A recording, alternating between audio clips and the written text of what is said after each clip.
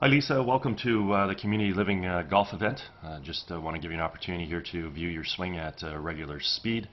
We'll let that play on through. We'll put you back in your dress position, and then we'll go ahead and take a look at a few things for you.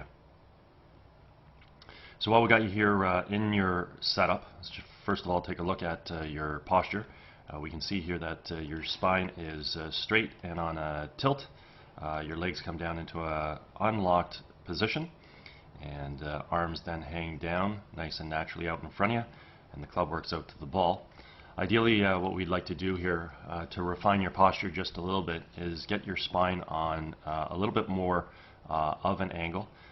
So simply, if you just stand a little further away from the ball and then lower your hands towards your kneecaps a bit, that would help.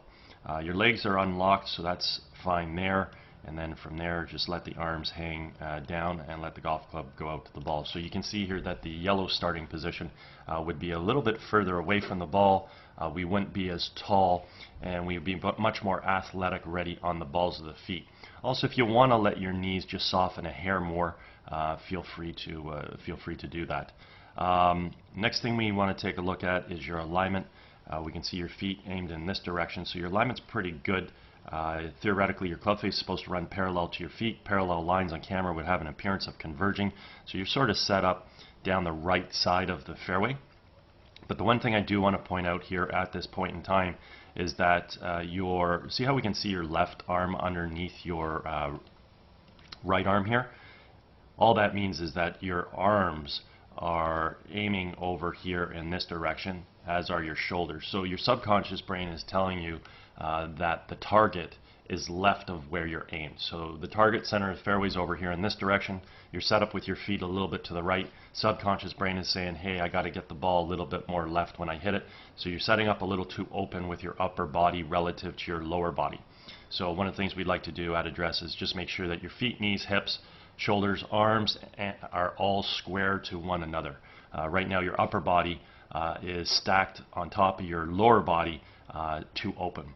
At this point in time, we'll just do a little split screen comparison here between you and Chela Choi, and we've got some color coded lines up here on the screen just as a visual reference as it pertains to swing plane.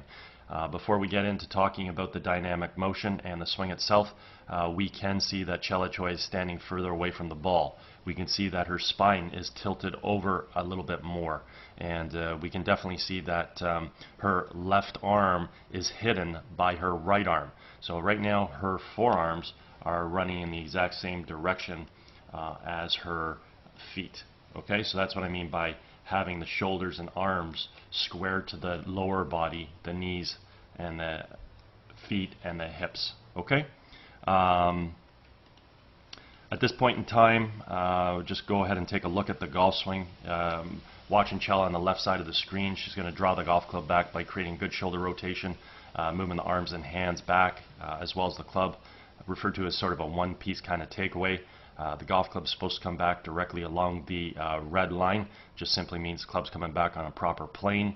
From here, she's going to start to incorporate some wrist hinge, which is going to allow the club to transition from being below her hands now to being above her hands, and then from here moving the club from red up to yellow. When we finally set the club at the top of the backswing, the left arm is going to be situated on the yellow line.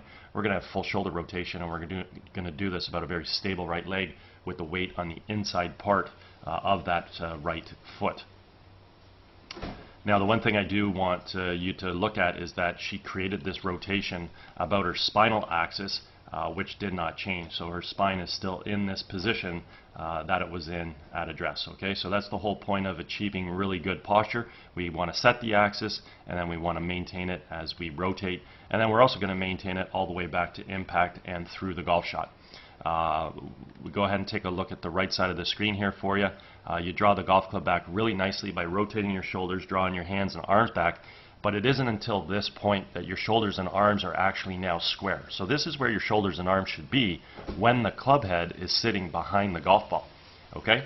And then from this point onwards, as we continue to move that golf club back, you continue to draw those hands back. The club's coming back on a really nice plane. You're turning your shoulders. We need to start seeing some wrist hinge here. You're a little stiff-wristed with the golf club through this area of the swing. Get a little bit of wrist hinge in there, so that's great. And then as we continue to take that golf club back, the shoulders continue to turn, and you're doing a great job here. The only thing is you're creating this rotation off of a spinal axis, or a position where you're basically virtually just standing up. Right leg's very straight, spine's very straight. So we want to just get in a lot better athletic position that achieves those posture angles right at the beginning. The other thing we see here, that your arms compress.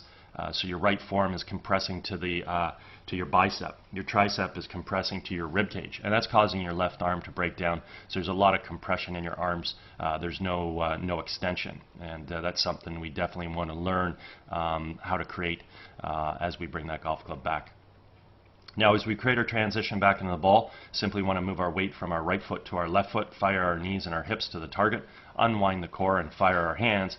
And in doing so, we need to make sure that we're bringing the golf club from yellow back down on top of red. And that's exactly what we see here with Chela Choi.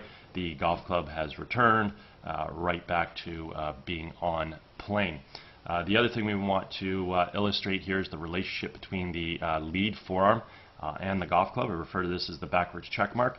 Simply means that the club head right now is remaining above and behind our hands, and that means that we're retaining angle, and we're going to be able to create a lot of power in the golf swing, let alone getting the club to return back to plane as we already pointed out. With you, as you start your downswing, your hands drop with the golf club, so that looks really nice at that point in time.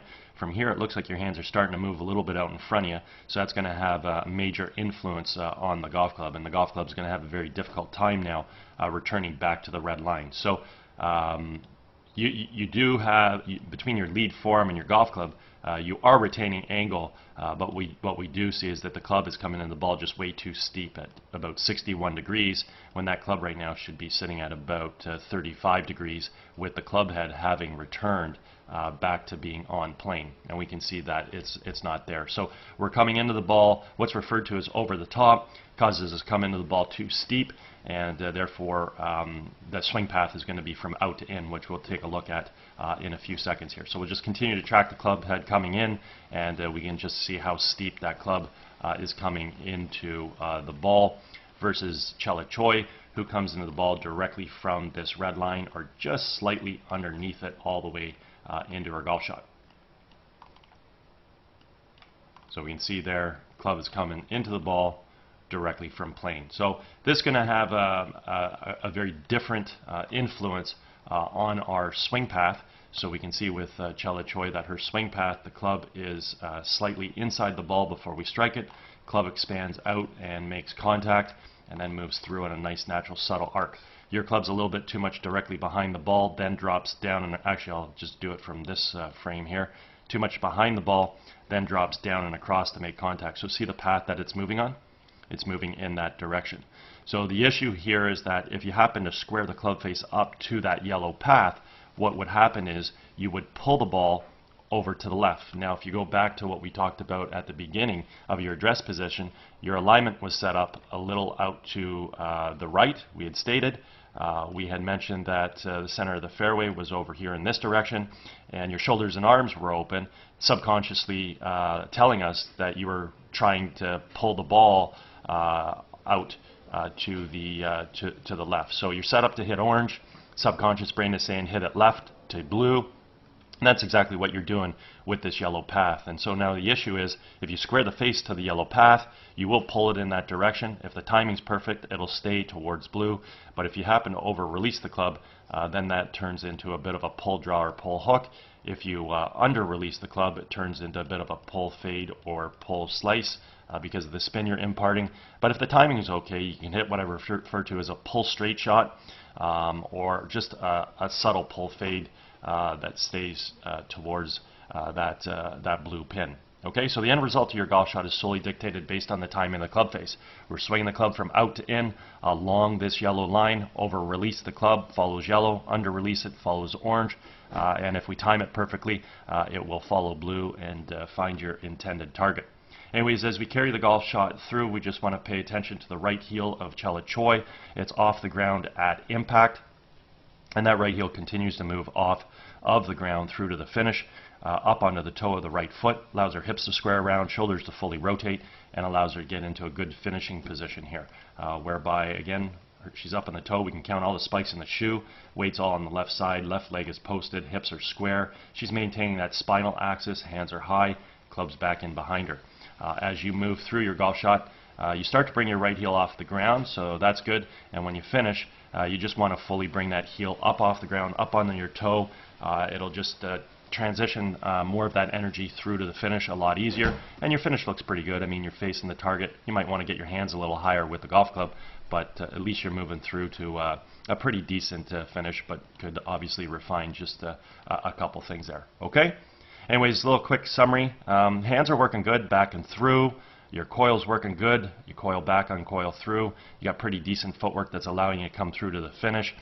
Just really need to change your starting position with respect to your posture and your distance away from the ball, and just setting those angles a little bit better, and also squaring your shoulders and arms up to your feet so that they're not open.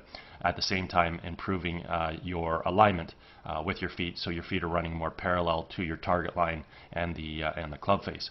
At that point in time, we want to learn to bring the golf club back, really learning how to basically just maintain better arm extension so your arms don't compress, and then the rest of it's really good driving through, where we would like to learn how to bring the golf club down on a better plane, and then just refine that finish a little bit. Okay?